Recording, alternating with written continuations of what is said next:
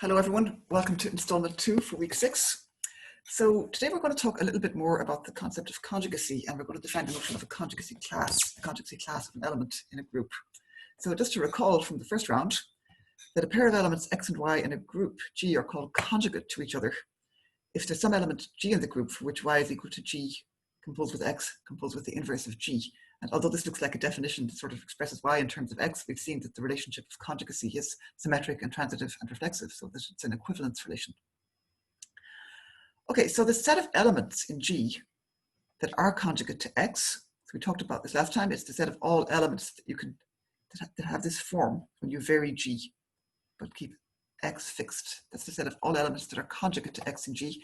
It's called the conjugacy class of x, and we're denoted here by CL of x, although it doesn't really have a completely standard notation that's universally used.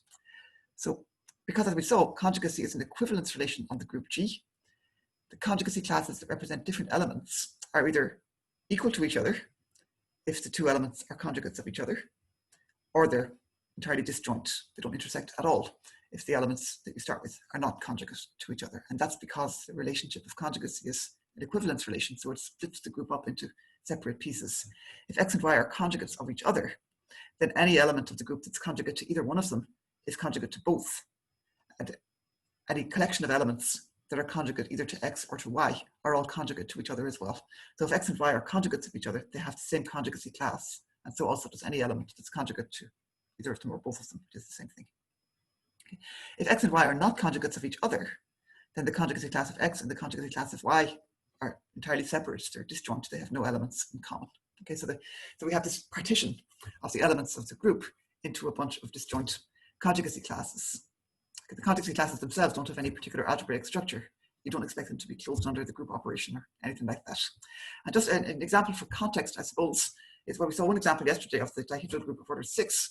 And the other one that we looked at was the group of the general linear group of 3 by 3 invertible real matrices under matrix multiplication. And we saw that essentially the conjugacy classes there correspond to the different geometric linear transformations of R3 that are invertible. So basically two matrices belong to the same conjugacy class if and only if they represent the same linear transformation, only differing by a choice of basis. So in some cases like that, conjugacy classes can capture some sort of special geometric information. In other cases, they're subsets of the group that don't necessarily connect to a wider context than that. Okay, a remark. This is something that we noticed. If you have an element x of the group G, then x will certainly belong to its own conjugacy class. There may not necessarily be anything else in the conjugacy class apart from x. And basically, x is in a conjugacy class all by itself if every conjugate of x is equal to x, and that means exactly that x commutes with every G. Okay, so Gx, G inverse is equal to x if and only if G commutes with x. So it's always equal to x exactly if everything commutes with x. So if x is an element of the center of G, that's what it says here. So remember, it's kind of a good habit to get into if you can, to sort of read this x is in the center of G as x commutes with everything. Okay, so the conjugacy class of x consists only of x if and only if x is an element of the center of the group. Okay. If x is not an element of the center, then there are things that it doesn't commute with, and that means there'd be conjugates of x that are different from itself. Okay, so somehow the question of how big the conjugacy class of x is maybe is some sort of measure of how far away x is from being in the center. If x is in the center, if it commutes with everything, then it's a conjugacy class all by itself. If there are things it doesn't commute with, then there are other things besides itself in its conjugacy class. And maybe we could say something like, if the conjugacy class of x is very big, if it has lots of different conjugates, it means somehow it's far away from being in the center. That's what we'll talk about in the next slide. But just one other remark, of course, as well, is that if the group G happens to be abelian, then every element is in the center, and no element is conjugate to anything besides itself. So in the case of an abelian group, the conjugacy classes just consist of the single elements, and there's really nothing of interest to say about conjugacy. The conjugacy classes are just the separate elements. The concept of conjugacy and conjugacy classes is more interesting in the case of a group that is not abelian. Okay, so the next thing we're going to look at is, okay, we've observed here, if x has only one conjugate, namely itself, then that happens if and only if x is in the center. So in the next slide, we're going to talk about what happens generally. How many different conjugates do we expect an element x to have? Is there anything that we can relate that to? And there is, which brings us back to Lagrange's theorem.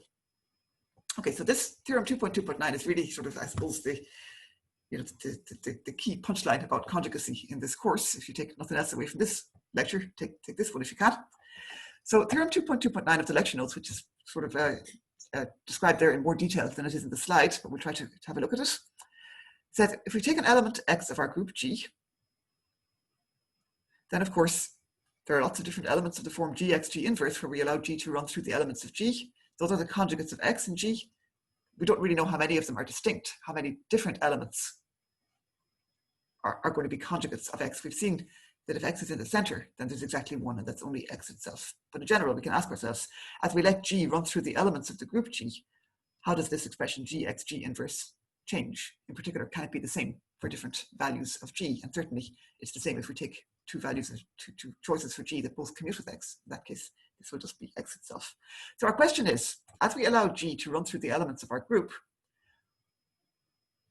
how many different conjugates of X do we get? Or another way to ask it, if we take two different choices for G, can they give us the same conjugate of X? So in other words, if we have elements G1 and G2, when does it happen that the conjugate of X determined by G1, which is this element, is the same as the conjugate of X determined by G2? So can we get a handle on how many different distinct conjugates of X we get? Okay, this might not look like the most immediately interesting question, but hopefully when we see the answer, we might see why it is somewhat interesting.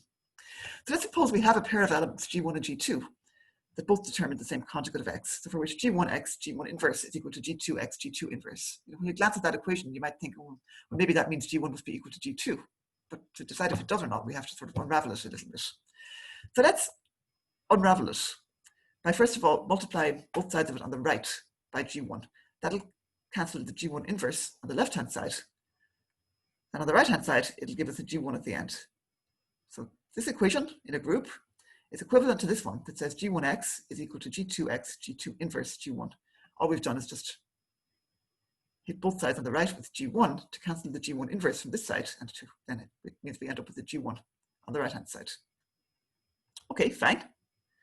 Next thing we're going to do is cancel the G2 from the left-hand side of the right-hand side of the equation by hitting both sides on the left with the inverse of G2, just to cancel off this G2 here. Okay, and the reason for that will become apparent after we've done it. If we do that, we're composing both sides on the left with the inverse of G2. That gives us G2 inverse G1x on the left, and on the right, it cancels off the G2 here. So it gives us just x G2, G2 inverse G1. And if we look at the third line here and just stare at it hard, we can sort of separate it then into two factors on both sides. We're saying that G2 inverse G1x is equal to x G2 inverse G1. So what we have here in the fourth line is the same pair of elements appearing twice, but in the opposite orders. So we're saying that G1 and G2 determine the same conjugate of X if and only if the element G2 inverse G1 commutes with X. Okay, that's what this fourth line says. We've just got a chain of sort of rearrangements leading us from this hypothesis that G1 and G2 determine the same conjugate of X to the fourth line, which says G2 inverse G1, that element commutes with X. Okay, fine. Well, we've got some language for talking about elements that commute with each other, namely the language of centralizers. We're saying these two conjugates are the same if and only if G2, the element G2 inverse G1 belongs to the centralizer of X and G. Okay, that's kind of good. It's nothing but a rephrasing of the same statement, but the centralizer of G and X has some structure. It's a subgroup of G. Okay. So the element G2 inverse G1 is in that centralizer if and only if G1 is equal to G2 composed with some element of the centralizer of X. And that means exactly that G1 and G2 belong to the same left coset of the centralizer of X in G. If you don't see that immediately, just have a look at the lecture notes. It's described there in a little bit more detail. Okay, but what we're saying is the conjugates G1x G1 inverse and G2x G2 inverse are the same element if and only if G1 and G2 belong to the same left coset of the centralizer of X in G. Okay. Remember, left cosets slice the group up into sort of translated copies of the centralizer of X, which is a subgroup. Okay, so what we're saying is, again, rephrasing it, two elements determine the same conjugate of X if and only if they belong to the same left coset of the centralizer of X in G. They determine different conjugates of X if and only if they belong to different left cosets of the centralizer of X in G. Okay. So our conclusion then is that the number of distinct conjugates of X in G is the number of distinct left cosets of the centralizer of X in G. The centralizer of X is a subgroup, so all of the theory of Lagrange's theorem and so on applies to it. The number of distinct conjugates of X in G is the number of distinct left cosets of the centralizer of X in G. We have a name for that. It's the index of the centralizer of X in G, and we have a notation for it as well. It's G colon centralizer of X, enclosed in square brackets. Okay, so this is quite a nice thing because it relates the number of conjugates of an element to the order of the centralizer of that element. And it gives us another nice fact that just falls out of this, which is that the number of elements in the conjugacy class of any element, the number of elements in each conjugacy class is a divisor of the order of the group if the group is finite. Okay, which is something we didn't know before. And it's a consequence sort of Lagrange's theorem and this argument about where the distinct conjugates come from. Okay, so if you have a look back at D6, D6 is a group of order 6. We found that it had 3 conjugacy classes. One of them consisting only of the identity had 1 element. Another one consisting of the other 2 rotations had 2 elements. And the third one consisting of all 3 reflections had 3 elements. Sure enough, we can confirm that 1, 2, and 3 are all divisors of the group order in that case, which is 6. So we're saying that this must always happen. And it happens essentially as a consequence of Lagrange's theorem and this kind of duality between the size of a conjugacy class and the order of the centralizer of an element. Okay, so this is certainly an important theorem in group theory, and we're going to develop it a bit more and interpret it even in a more broad context in the next chapter of our lecture notes. But first, let's see some mileage that we can get out of it straight away. So this slide looks like it's got a lot of content, but actually, although it looks a bit daunting, maybe this equation, it's a relatively straightforward observation. So if we have a finite group, then it's the union of a bunch of disjoint conjugacy classes. Some of those conjugacy classes consist only of a single element. Those are the ones corresponding to elements that belong to the center.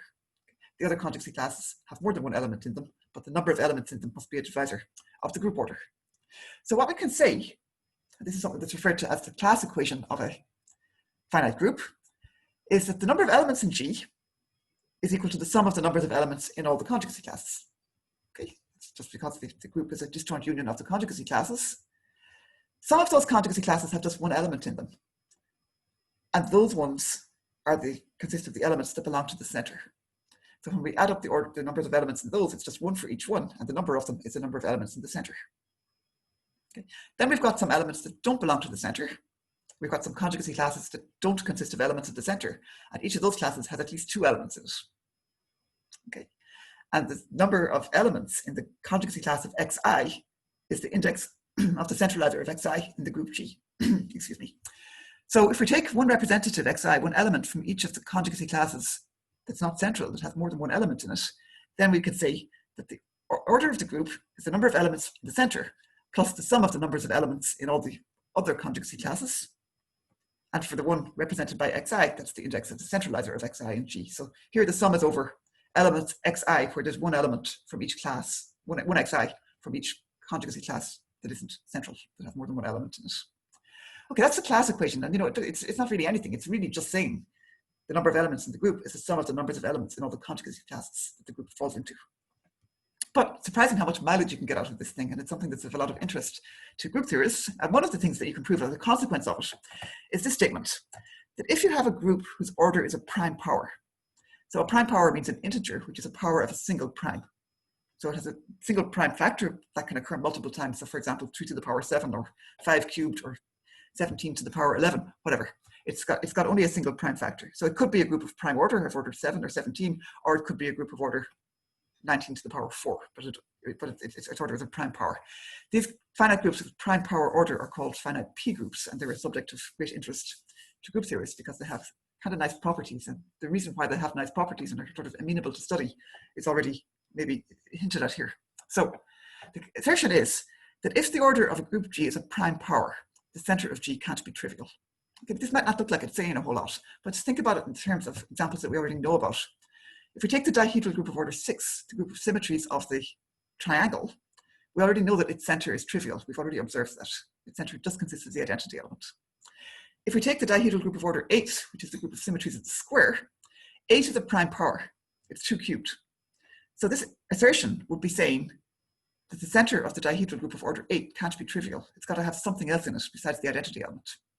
Okay, and indeed, we have already seen that that's true, that the rotation through 180 degrees is also an element of the center of D8. It's not the rotation through 180 is not an element of D6, so it can't be in the center. But in D8, there are two elements in the center. There's the identity element and the rotation through 180 degrees. And D8 is indeed a P group.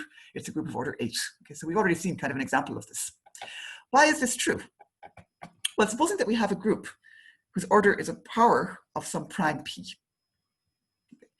Then when you write the class equation for that group, it's saying that the group order is the number of elements in the center. That's the number of conjugacy classes with one element in them, plus the sum over a bunch of representatives of the other classes of the index of their centralizers. Okay, so this is a sum with a bunch of terms in it. This is essentially a bunch of ones. Okay, we know there's at least one element in the center because it's at least the identity element is there. We're trying to show that there must be more than that there. Okay, so this order of ZG here is at least 1. But everything else on both sides of the equation is a multiple of P. P to the K is a power of P. Each of the terms in this sum is the index of the centralizer of a non-central element in G. So it's a divisor of P to the K, which means it must be a prime power as well, and at least equal to P. So everything in this sum is a multiple of P. This left-hand side is a multiple of P. So it must be that the order of the center itself also is a multiple of P. Otherwise, the equation can't be satisfied. It's an equation with integer terms. So if all but one term is a multiple of P, the remaining one has to be a multiple of P as well, because P is prime. Okay, so divide P into everything in sight and find that it must divide the order of G, the order of the center of G. So the conclusion there is the order of the center of G is at least P. It's a integer multiple of P, and that tells us that the center of G can't consist only of the identity element. Okay, so that's just an example of sort of an application of this theory of conjugacy and of conjugacy classes and of the partition of a group into a disjoint union of conjugacy classes. That's sort of the end of the heavy theory for the moment, in a sense.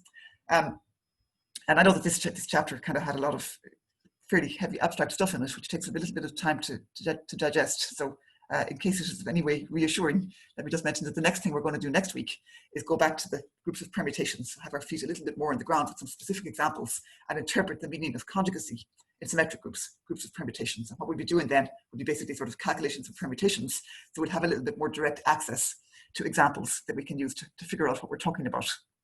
Okay, that's essentially it for week 6, except for our second challenge for week 6. So second challenge for week 6 is to figure out something about the conjugacy class structure in the dihedral group. So your challenge is in D2n, the group of symmetries of the regular n-gon, which has 2 n elements, n rotations and n reflections, as we know. How many conjugacy classes consist of reflections? Okay, so something that you can probably observe without too much problems is that conjugates of reflections are going to be reflections. So rotations and reflections can't be conjugate to each other. So some conjugacy classes consist of rotations and some consist of reflections. Here we care about the ones that consist of reflections. And your problem is to figure out how many conjugacy classes of D2n consist of reflections, and to give an explanation for your answer. A remark is that the answer is not the same for every n, but it depends on n in a way that's fairly easy, manageable to describe. Okay, thank you very much, everybody, and see you all soon.